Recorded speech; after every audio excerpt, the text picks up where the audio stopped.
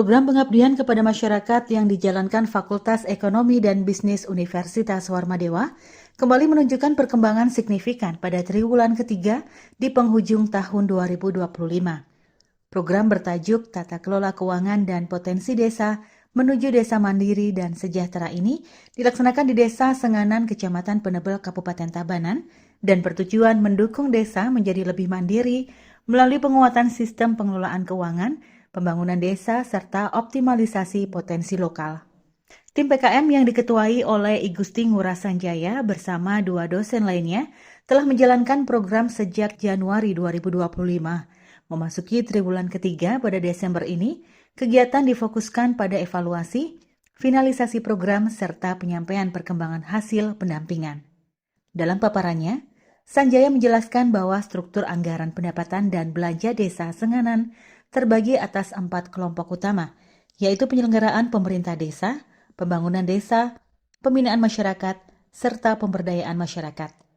Total APBDes yang dikelola desa Senganan mencapai sekitar 2,7 miliar rupiah. Dikatakan penyelenggaraan pemerintahan desa menyerap anggaran terbesar, yakni sekitar 42,23% atau 1 miliar rupiah lebih. Besarnya alokasi ini cukup wajar, mengingat desa Senganan merupakan desa dengan jumlah penduduk terbesar di Kecamatan Penebel. Menurutnya, tata kelola pemerintahan desa sudah terbantu dengan penggunaan sistem keuangan desa atau SISKUDES.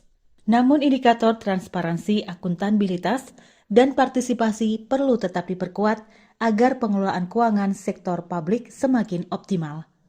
Pada bidang pembangunan desa, anggaran dialokasikan sebesar 41,41%.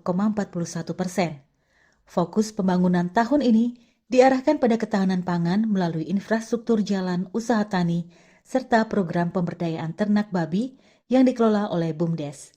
Sanjaya menegaskan bahwa intervensi PKM turut berkontribusi dalam mengaktifkan kembali BUMDes yang sebelumnya sempat tidak berjalan akibat kendala manajemen. Selain itu, Sanjaya menyoroti tantangan pada bidang pemberdayaan dan pembinaan masyarakat.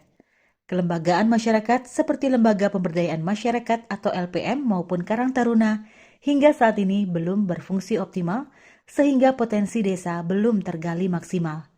Pemerintah desa telah menyatakan komitmen untuk membentuk struktur dan menerbitkan surat keputusan lembaga terkait sebelum akhir tahun.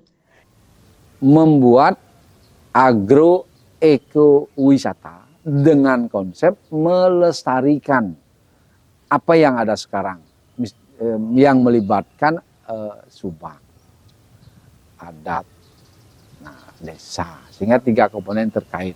Cuman sayangnya dari awal Januari yayasan masuk sampai hari ini dia belum melakukan penandatanganan kontrak kerjasama yang disebut dengan MOU. MOU belum.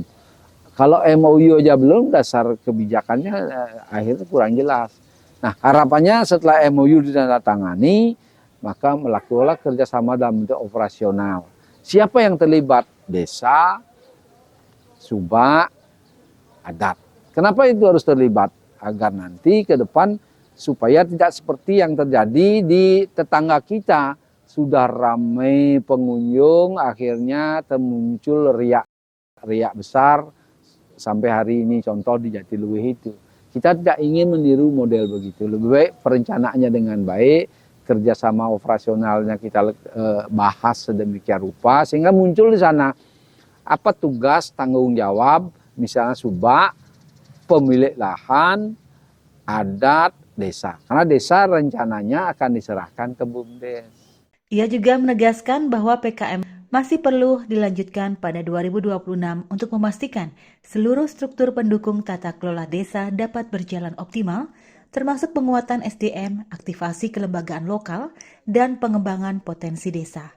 Melalui program ini, Fakultas Ekonomi dan Bisnis Unwar berharap desa Senganan mampu mewujudkan kemandirian desa dan meningkatkan kesejahteraan masyarakat secara berkelanjutan. Kabar Bali Hits mengabarkan.